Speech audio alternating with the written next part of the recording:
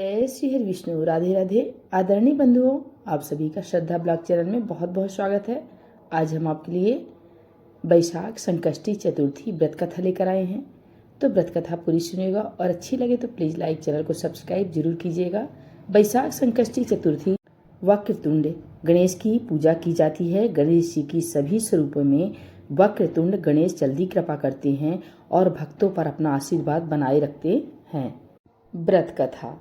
भगवान कृष्ण युधिष्ठिर को इस व्रत की महानता के बारे में बताते हुए कहते हैं, प्राचीन काल में रंतिदेव नामक प्रतापी राजा थे। राजा की मित्रता यम, कुबेर और इंद्रादि देवताओं से थी। उनके ही राज्य में धर्मकेतु नामक ज्ञानी ब्राह्मण रहते थे। उनकी दो पत्नियां थीं, एक सुशीला और दूसरी चंचला। सुशीला कोई न कोई व्रत करती थी जिससे उसका शरीर दुर्बल हो गया।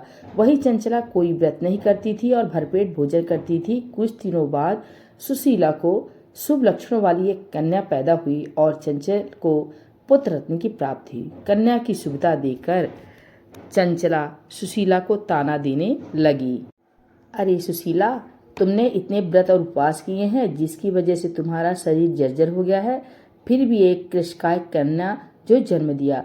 मुझे देख, मैं कभी व्रतादि के चक्कर में न पड़कर हिष्ट पुष्ट बनी हुई हूँ और वैसे ही बालक को भी जन्म दिया है।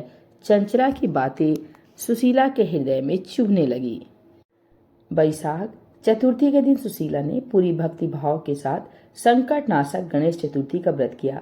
व्रत से प्रसन्न होकर गणेश जी ने दर्शन दिए। गणेश जी ने आशीर्वाद देते हुए कहा कि हे सुशीला, तेरी कन्या के मुख से मोती और मूंगा प्रवाहित होते रहेंगे और तुझे वेद शास्त्र वेदता एक पुत्र भी होगा। वरदान को देने के बाद गणेश जी अंतर्धान हो गए।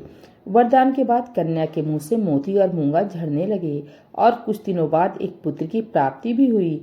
उसके कुछ दिनों बाद ही धर्मकेतु का स्वर्गवास हो गया और उनकी मृत्यु के उपरांत चंचला का पूरा घर धन लेकर दूसरे घर में जाकर रहने लगी। लेकिन सुशीला पति के घर में रहकर ही पुत्र और पुत्री का पालन पोषण करने लगी। कन्या की वजह से सुशीला के पास काफी धन एकत्रित हो गया। इस कारण चंचला सुशीला और उसके परिवार से ईर्ष्या करने लगी। एक दिन हत्या के उद्देश्य से चंचला ने सुशीला की कन्या को कुएं में धकेल दिया। कुएं में गणेश जी ने सुशीला की कन्या की रक्षा की और वापस माता के पास भेज दिया। कन्या को जीवित देखकर चंचल का मन उद्विग्न हो उठा। वह सोचने लगी कि जिसकी रक्षा स्वयं ईश्वर कर रहे हो उसे कौन मार सकता है। इधर सुशीला अपनी पुत्री को पुनः प्राप्त कर प्रसन्न हो गई और गणेश भगवान को धन्यवाद कहा और प्रार्थना की। चंचला सुशीला की कन्या के चरणों में नतमस्तक हो गई और अपने किए की माफी मांगने लगी। चंचला ने सुशीला से कहा कि सुशीला, तुम बहुत दयावान हो और दोनों कुलों का उद्धार करें। जिसकी रक्षा स्वयं भगवान करते हो उसका मनुष्य क्या बिगाड़ सकता है। इसके बाद चंचला ने भी बैसाख मास के कृष्ण पक्ष की चतुर्थी तिथि का व्रत किया। गणेश जी की कृपा से दोनों परिवारों के बीच सब सही हो गया। जिस पर गणेश जी की कृपा होती है उसके शत्रु भी मित्र बन जाते हैं। भगवान गणेश ने जिस प्रकार सुशीला की मदद की उसी तरह वे सभी की मदद करें। बोलिए जय गणेश भगवान। गौरी पुत्र गणेश की जय।